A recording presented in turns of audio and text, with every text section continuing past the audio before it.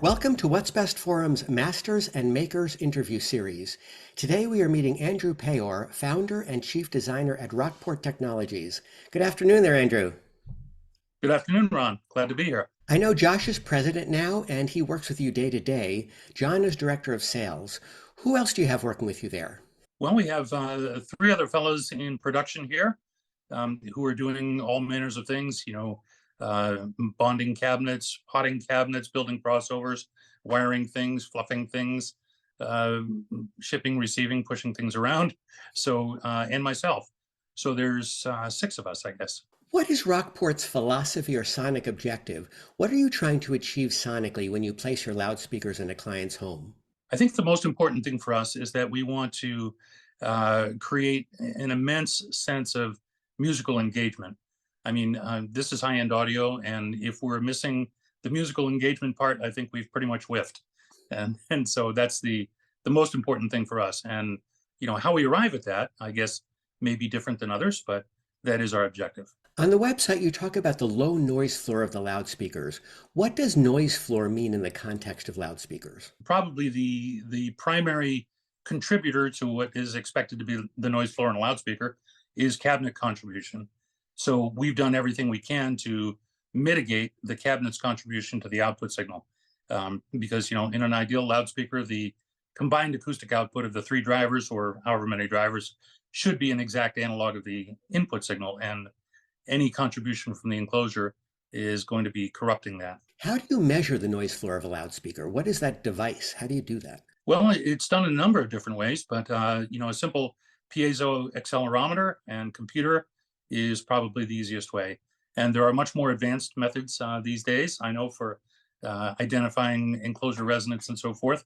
And I think that those are very, very good tools, but none of these tools really replaces empirical evidence. And so when you've built something and you're actually playing it, the real issue is, how does it sound when you get it all together?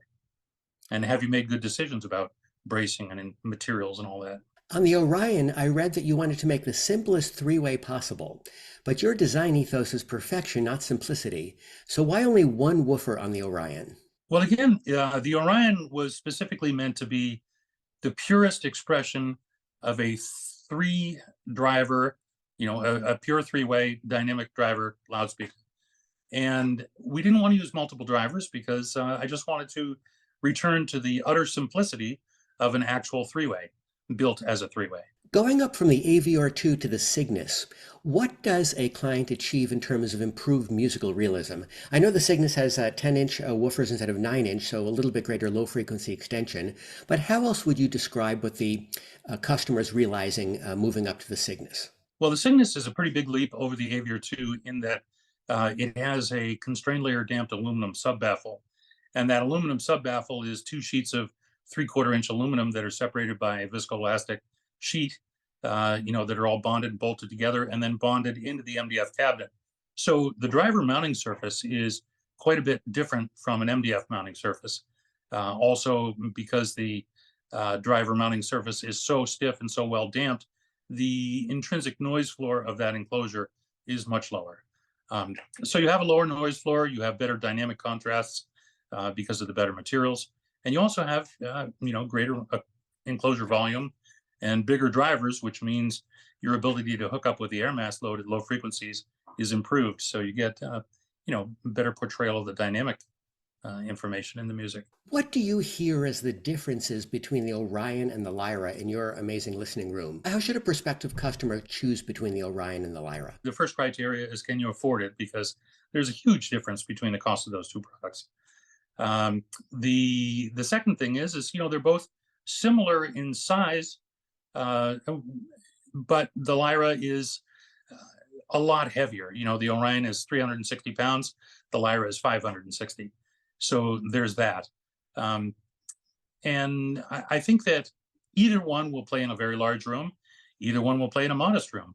The Lyra just gives you that last vestige of quietness and dynamic shadings. It goes a little bit deeper than the Orion because of the enclosure volume. It's got more enclosure volume. It has slightly higher sensitivity than the Orion. Some would say that the way the lyra sounds is kind of otherworldly. But the Orion is a really, really close second, and we're very, very pleased with it, of course, and it's been received quite well. But I think finances would be the first thing that would separate those two choices, and then beyond that, the lyra will give you just a little bit better resolution at the very low end. I know the speakers are nominal 4-ohm impedance. What is the lowest impedance to which the lyra dips? It's been a long time since I've looked at that impedance curve, but it's it's just below 3 ohms. But more importantly, perhaps, is that the phase angle at the impedance minima is quite benign. Mm-hmm. It's almost 0 degrees. So at the very place where the impedance dips to the minimum, the phase angle is really benign, so it's easy for the amplifier to contend with. That's true of most of our speakers in that neighborhood. Why do you like to design with third-order crossovers? It's a third order technically, if you look at the electrical parts count, but there are other things that we're doing in there with impedance matching obols and so forth that actually make it behave more like a fourth order crossover. And any crossover that we design for loudspeaker is something that is, we design it in conjunction with the transducers. So I don't set out to say it's going to be a second order, or third order, or fourth order. I go at it with an open mind, knowing that I'm probably going to arrive at least third or fourth because I like steeper attenuation in the stop band. But the drivers themselves behave differently. And, across the product range, we use the same mid-range in many of our products. The Orion is the only one that's different. So that's pretty much a known quantity, but the bass drivers and the bass complement is different. And so the crossover architecture across the product range is slightly different. With regard to 18 dB crossovers, we like a relatively steep attenuation in the stop band because a lot of excessive driver overlap is a bad thing. What about the argument that a third-order crossover versus a simpler crossover occasions the need for a higher current amplifier to kind of push the signal through the more complex crossover? Do you see any advantage in having a simpler crossover, which might enable a customer to use a simpler or lower current amplifier? Now, when you're talking about simpler, are you meaning like a second order or first order? Yes. Is that what you mean? Yes. Again, the Achilles heel of the first and second order crossovers is you just don't have very good attenuation in the stop band.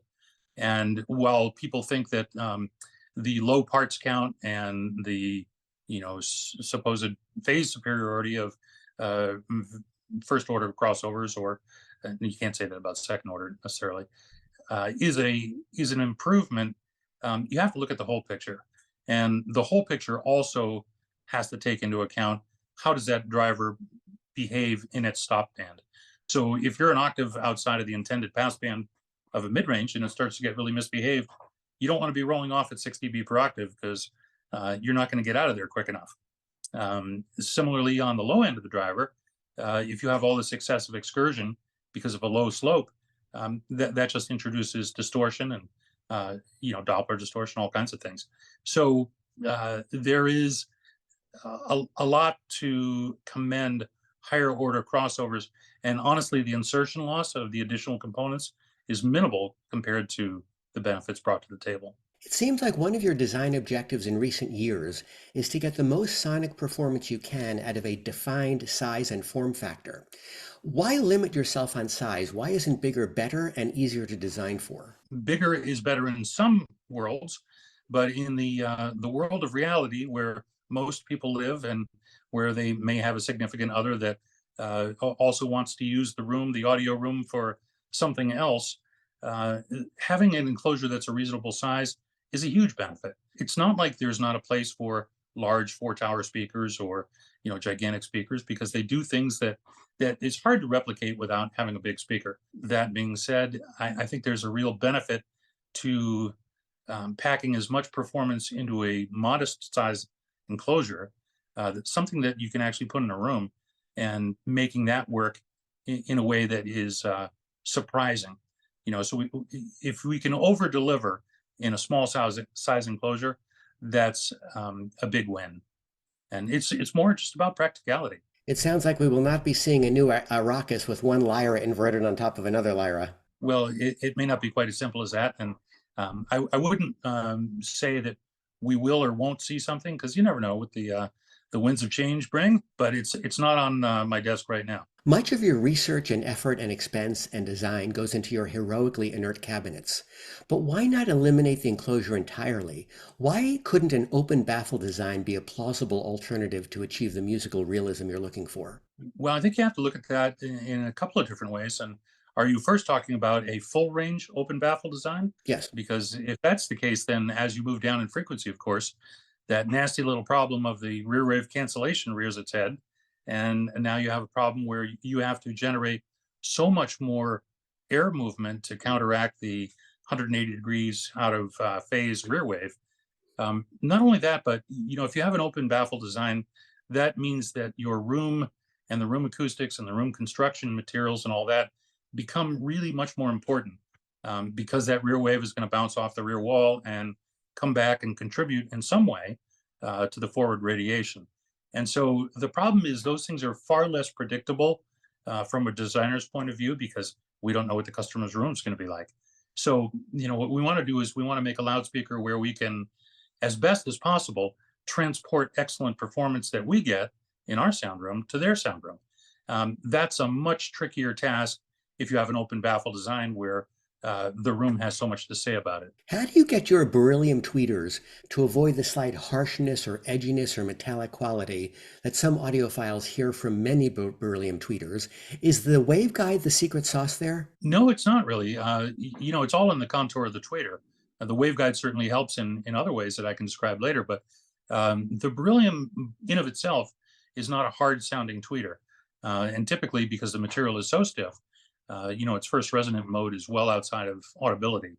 And the same cannot be said of aluminum or titanium domes, but a beryllium dome is quite special. So it's not the material that sounds like that, it's the execution. Why do you prefer dome tweeters? Have you ever experimented with linear ribbon tweeters? Oh, yes. Yeah. I've designed with planers and ribbons and horn loaded planers and all manners of things. Ribbon tweeters are quite interesting, but in terms of how they work as a point source in the kind of designs that we're trying to build, it isn't as easy to integrate because of the vertical dimension of the tweeter. A ribbon tweeter, for it to have any connection to the air mass load at the low end of its range, really has to be 3 or 4 inches long. And once it's 3 or 4 inches long, some very unusual things start to happen in the vertical axis. Of course, they're very narrow in the horizontal axis, so that's an easy one. They can be extremely linear and, a very benign load, oftentimes, almost resistive. But it's not a tweeter that integrates well or as well as a dome tweeter in a point source configuration, like what we're trying to achieve. There are obviously pros and cons to ported designs and pros and cons to sealed designs.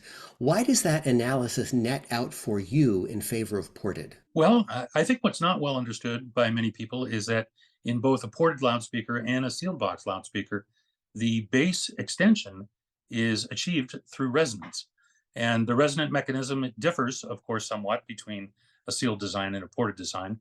But the extension in both those designs is achieved through resonance. So that's thing one.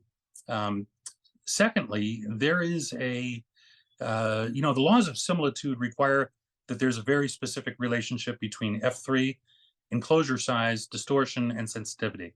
And again, if our design goal is to have the greatest sensitivity, the lowest F3, lowest distortion in a reasonably sized box, then the ported alignments, you can make a ported alignment that does that better than a sealed alignment. And remember, the distortion in a bass system is fundamentally caused by excursion. And in a ported design, if you're above port tuning, your excursion is considerably lower than it is with a sealed design. So the distortion is lower. And you'll also have approximately 3 dB greater sensitivity for a given size box, and the same F3. If a Rockport owner wanted to add subwoofers to the system, does the fact that Rockports are ported suggest that the subwoofer also should be ported, or are those independent variables? Those are independent variables, and there's so many other things that are largely contributing to the success or failure of that integration that don't have to do with the ported or sealed issue. Will we ever see a dedicated standalone subwoofer from Rockport? Again, it's hard to say. It all depends on where we go in things, but I don't see that as something that's a real priority for us, Mhm. and mostly because Ron, I think we make pretty good bass already, and the need for subwoofers is somewhat limited, and there are some very very good manufacturers out there that are doing a great job Mhm. with active subs with all kinds of controls and flexibility. That's a very specific skill set, and we make really really awesome first octave bass in all of our designs, with the exception of maybe the atria, without the need for a subwoofer. But I do recognize that, if you have a couple of 18ths in there, you have this atmospheric kind of breathing in the room that is kind of fun. Hyperion, Miragrand 2, and Arrakis were all Diapolito designs. How come none of the speakers today in the current model line are Diapolito? Diapolito design in those products was mostly an outgrowth of wanting to have twin mid-range diaphragm diameter surface area at the low end of the mid-range. And so the polar response of a Diapolito design is pretty interesting in the vertical axis, and very controlled. And but the sound that you get out of a Diapolito is very very unique, and differs from a true point source design. And I would say that even though you can paint this very broad landscape with the Diapolito design, that the point source design maybe does a better job at really replicating the soundstage of this, the soundstage information better.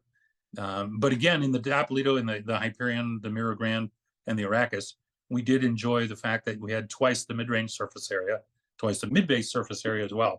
So those are important things in order to be able to communicate the dynamic continuum of the music. How important do you feel is mid-range driver surface area to transparency and realism? Well, the driver surface area really has to be chosen depending on what the intended bandwidth of the mid range is going to be. In other words, if you had a mid range that was going from 400 hertz to maybe 4K, a 4-inch driver would be fine. But that same 4-inch diaphragm isn't really going to be doing a credible job at hooking up with the air at 150 hertz. For that, you really want a 6 or even a 7. If transparency is synonymous with fidelity, and fidelity is how close a reproduction we have to the actual source material, then that has to be looked at in all ways, not just frequency response, not just distortion, but also again rendering that dynamic continuum.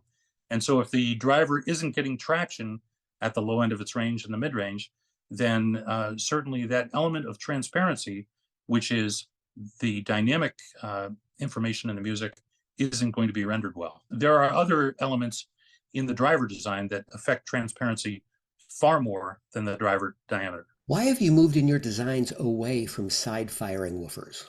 Side-firing woofers really work quite well in all ways but one, and that is you can't convince people that they work well, even though when they listen to them, they work well. And even though when people write about them, they've always written, oh, the bass was amazing. I've never heard bass like that. It hooked up with the room. They're easy to place. There's a lot of reasons to use side-firing woofers. And especially, if you have a 15-inch woofer and you want to park that on the front of a cabinet, it's pretty big driver. So the Orion it shows just what a fairly large driver looks like on the front of a speaker. So we actually had to create a boss, to fit that driver. The marketing acceptance of the side-firing woofer is probably its biggest downfall. To your ears, why do dynamic drivers in boxes achieve a more convincing illusion of live music than dipole planar speakers or than horn loudspeakers? Both of those other types also have their place and can do certain things very convincingly. The problem I have with big planars, and they usually have to be big to be of any real value, is that the plane wave that you're getting off that does some pretty unusual things to the image size. Again, we're trying to replicate what was on the recording. We don't want to editorialize in any way. So, our loudspeakers don't have a stylized sound, and we're going for neutrality, but also we're going for things that are believable with regard to how they recreate the sound field. That's why line sources work really well because it's the only other thing other than a point source, I think, that really can replicate the sound field correctly. But a real line source is hard to do because you have to be in the near field of the line, and it has to be very, very tall. I know that you fine tune each individual crossover to each individual speaker. Are you playing test tones for the driver and then fine tuning the crossover to match a reference frequency response curve? Or what is that process exactly? Well, we use the Melissa system as we're dialing in a speaker. And so what we do is we put a loudspeaker in front of the microphone, and we have a test bench where the crossover goes. And on that test bench, we have lots of capacitor banks and resistor banks where we can very carefully tune the nodes of the crossover. So the crossover is built with about a dozen select on test nodes. And those select on test nodes are roughed in. Like, for instance, if we expect to use 17 microfarad on something, we'll have a 15 on there already, and then parallel with a 2 or a 1 or 1.5 or whatever combination is working best for that transducer group. So what we do is we set up the crossover, we put in what we believe are or what are normal standard values, and then run the response curve of the loudspeaker and start to change those or develop those select on test nodes as we run the loudspeaker over and over and over again. And it's an iterative process because you have to develop a number of nodes together and iteratively. So it sort of becomes like 3-level chess because you're doing a lot of different things simultaneously, and you have to anticipate what's going to happen when you do one thing and because it changes to others. But if you've done it 10,000 times or so, it's kind of work a day. And so, when we're dialing in a loudspeaker, it takes quite a while sometimes to get exactly what we're looking for. But we dial everyone into a reference curve, and it's usually, we're hitting that within a quarter of a dB. Oftentimes, we're making changes in the crossover that are very, very small. I mean, one turn on a coil of wire, which if it's a small diameter wire, is a very small amount. Or changing things by a quarter of a microfarad. But again, having the crossover external and available for adjustment is key to that. You can't do that with PC board type crossovers, because they're already built. And they're built with the expectation that all the transducers are always going to be the same. In my experience, it just isn't so. We dial it in front of the microphone, get it so that it's following the reference curve pretty much exactly. And then we push it out to the sound room and we let it play for a number of hours. Now, remember, the drivers are already pre-broken in also because we don't want to be dialing in a crossover with drivers that haven't been broken in. So when we push that out to the sound room and get the whole thing playing for, a day or some portion of a day, then we'll go out and we'll listen to it and make very, very fine adjustments from there. And those fine adjustments are usually so small that you can't really see them. They're less than a line width in the measurement, but they're very audible. So people don't understand, I think, how acute your hearing apparatus is. And so when you're dialing something in with a microphone, you can get it really, really close, but you can get it closer by listening to it. After we finish the dialing in process in the sound room, or not the dialing in, but if there's going to be a fine adjustment, then we slide it back out and it goes in front of the microphone again, of course, just to confirm what we've done. And then it will be ready for potting. Do you aim in your designs for an objectively measured flat frequency response, or how do you think about that? It's not exactly flat. Experience has shown that if you have a frequency response that tips downhill a little towards the top, it's going to be much more natural. And that's just because of the way loudspeakers behave in rooms and the recorded medium and all those things. But if you had it ruler flat, especially down in the bottom end, it's going to sound really threadbare, and it's going to sound what some people think is high resolution, but it's not high resolution. It's it's something other than that. And so no, we don't. We shoot for very, very flat, but with a slight downhill tilt. And when I say slight, I'm talking about from 200 to 20K, maybe less than a dB and a half. Have you ever experimented with field coil drivers? I have not, and it's something that I've wanted to experiment with, but we just, there's only so much bandwidth. There's only so many hours in a day, and so many things that you can pursue and really get into. But they are intriguing. I don't think they're terribly practical necessarily, but this is high end, so is any of it really practical? Right. Well, some of it is. What amplifiers do you have in-house in your listening room these days? Currently, we have Griffin, and we have Doshi Audio, Audio Research, the Solution, CH Precision. Um, I think that's about it. What's going Sorry. on in your research and development department these days? What is the next product we should expect from Rockport? I think the next product is going to be something that will be sort of in keeping with our current product trajectory. Something similar to the Orion, but maybe smaller. Alrighty, Andy. Well, this has been wonderful. Thank you so much for your time. Yeah, yeah, and I hope I answered your questions. Okay. You sure did. Wonderful. And if you've All right. enjoyed this interview, please kindly click like and subscribe to the What's Best Forum YouTube channel.